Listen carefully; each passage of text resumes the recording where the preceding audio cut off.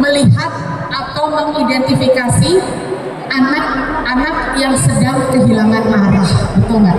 Nggak mungkin, nggak bisa tergantikan itu.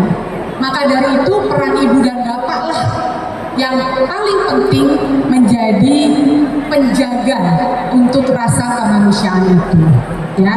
Jadi nggak mungkin bisa tergantikan dengan AI. Meskipun AI tetap sangat membantu dan mengubah cara belajar secara radikal saat ini. Boleh next, Mas? Kalau dilihat sebenarnya tantangannya tuh bukan hanya di teknologi, tapi dari cara kita berpikir, betul nggak? Dulu guru tuh di depan ya Bu ya, guru di depan menjadi yang serba tahu, menjadi yang memberikan informasi. Di zaman sekarang udah nggak mungkin lagi seperti itu, ya.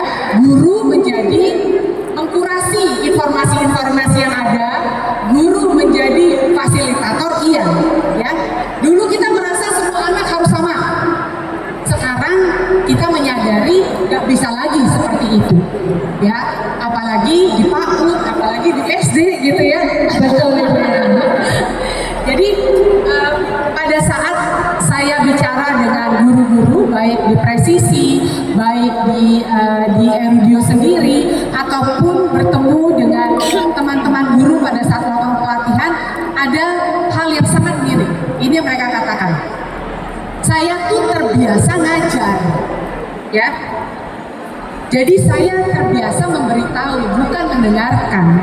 Tapi sekarang saya belajar untuk menahan diri.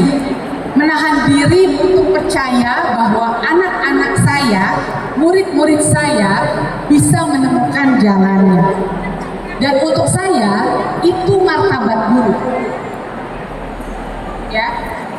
Balik lagi, untuk saya martabat itu bukan dari jabatan, bukan dari posisi, tapi dari keberanian untuk kita bertransformasi, keberanian untuk kita terus belajar, meskipun dunia di sana terus berubah dan kita nggak mungkin bisa keep up dengan perubahan pengetahuan yang terupdate, karena seringkali anak-anak kita lebih pintar dari kita, betul ya? Betul sekali, ya. Capek memang gitu ya, tapi itu lagi. Guru yang bermartabat adalah guru yang mau terus belajar. Nah, hari ini kita coba untuk bukan memberikan teori-teori, tapi kita coba mempraktekannya, gitu ya. Bagaimana kita sesama guru bisa saling belajar. Dan memang ini menantang ya, ada 3.000 guru di sini. Kita coba ya. Siap. Oke, baik. Berikutnya. Boleh berikutnya saja. Next. Ya. Tadi saya sampaikan di awal bahwa saya betul-betul penasaran untuk mengetahui dan memahami bagaimana sebenarnya guru belajar. Boleh next?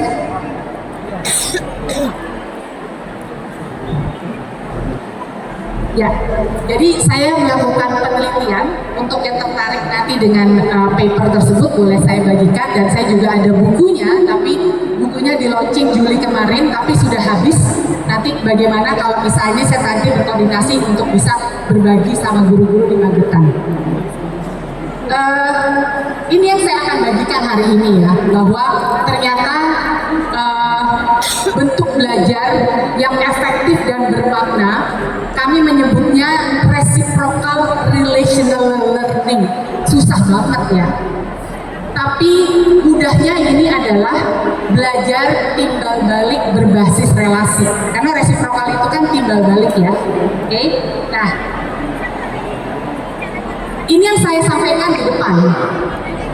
Observasi yang saya lihat bagaimana guru-guru itu duduk di bawah kadang-kadang, di pojokan-pojokan sekolah, saling ngobrol, dan justru dari obrolan-obrolan itulah banyak hal yang terjadi, banyak hal yang sebenarnya dipelajari. Tidak ada PowerPoint, tidak ada pelatihan, tidak ada dokumen-dokumen resmi, terjadi secara natural. Nah, itu yang sebenarnya saya mau bagikan kepada ibu dan bapak. Apa yang bisa membuat lingkungan di tempat ibu dan bapak atau ibu dan bapak bisa memulai untuk belajar dengan cara timbal balik berbasis relasi ini.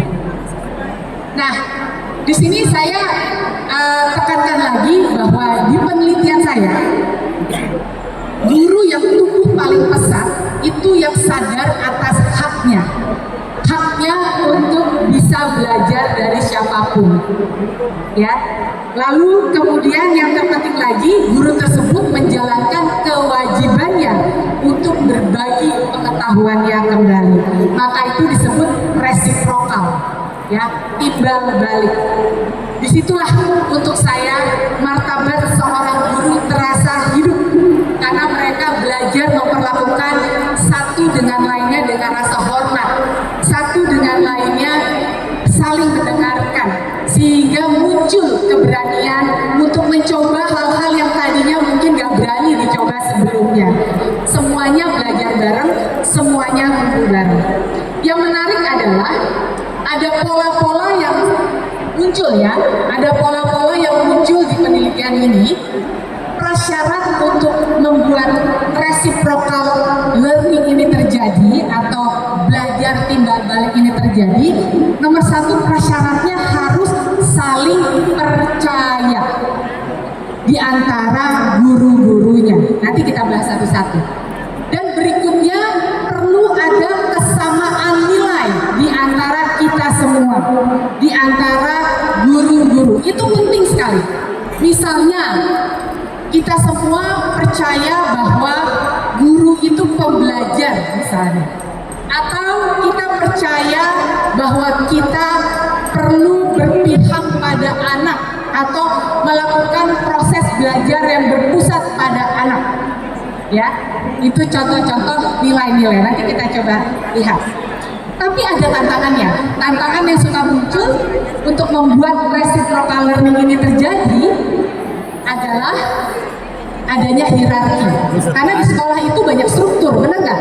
Mau nggak mau strukturnya rigid. Ada pangkat, ada usia, jabatan, senioritas, dan sebagainya.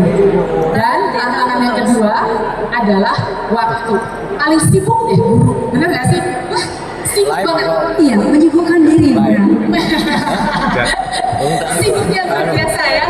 Nah, lalu bagaimana proses belajar ini bisa terjadi dan bermakna dan efektif? Ternyata caranya dengan dialog yang basisnya informal, gitu ya. Nanti kita lihat bener nggak? Mana gitu?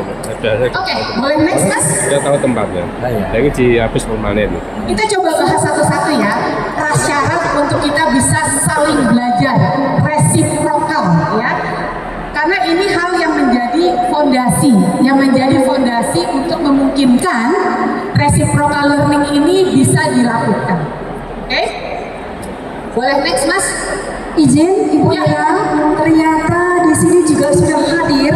Di sebelah kiri kita ada Bunda PAUD Kabupaten Magetan. Selamat datang Bunda PAUD Kabupaten Magetan.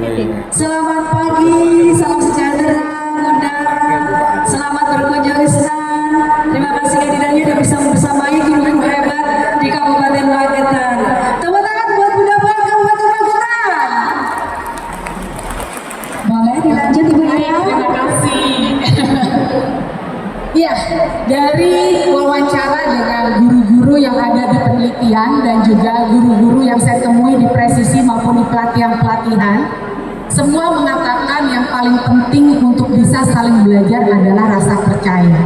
Karena nggak mungkin kita melakukan refleksi kepada teman sejawat di saat kita nggak merasa aman di situ. Ya, jadi ini penting sekali, saling percaya. Dan harusnya ini yang dibutuhkan ada di ruang guru di setiap sekolah, betul nggak? Ya, rasa percaya satu dengan lainnya. Dan kadang relasi yang ada bukan untuk cerita-cerita bukan hanya untuk cari solusi, tapi saling mendengarkan. Ya.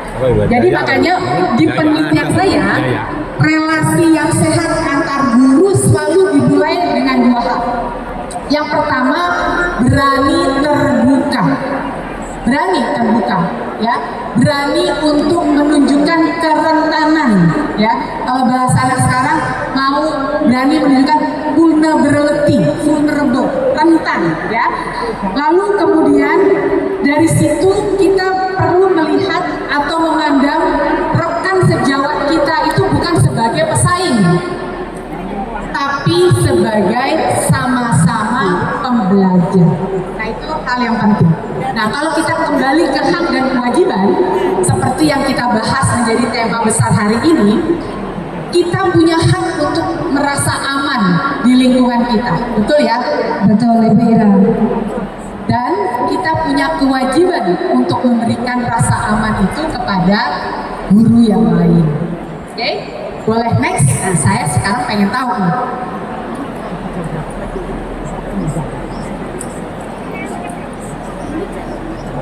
Sabar ya.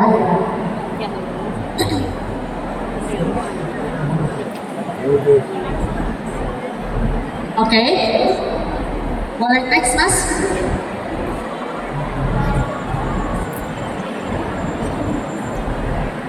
Boleh next? Nah, Ibu dan Bapak, saya ingin Ibu dan Bapak menuliskan ya, hal kecil apa yang menurut Ibu dan Bapak bisa membuat rasa percaya itu ada di antara guru-guru di sekolah Ibu dan Bapak.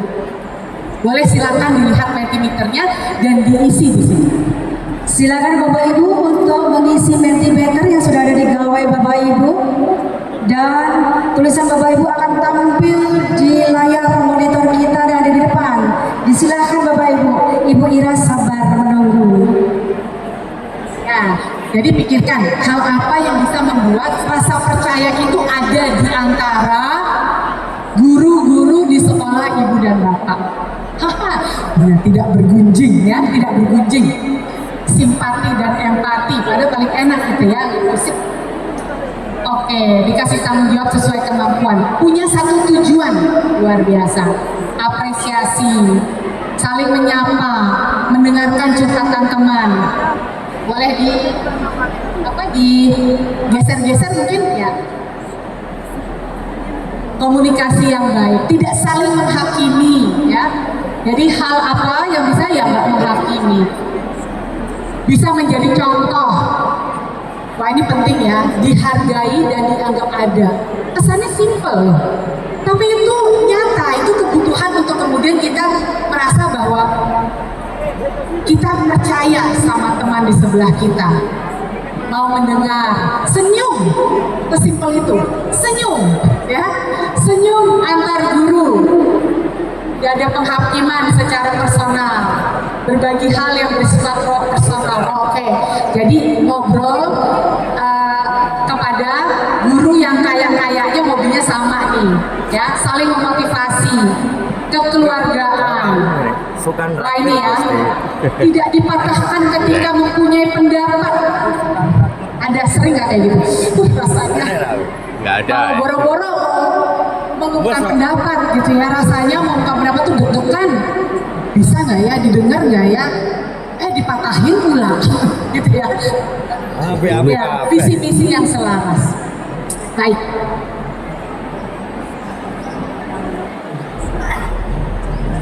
Jadi kalau Ibu dan Bapak membaca semua ini hal-hal yang nggak luar biasa loh, benar nggak? Mungkin bisa dianggap sehari-hari, tapi bisa mengubah ya, bisa mengubah bagaimana interaksi terjalin, interaksi bisa terjadi secara nyaman dan semuanya merasa aman. Saya mau bacain sedikit saja ya, potongan cerita dari guru yang ikut di riset saya. Guru ini bilang bahwa saya tuh sempat ngerasa gagal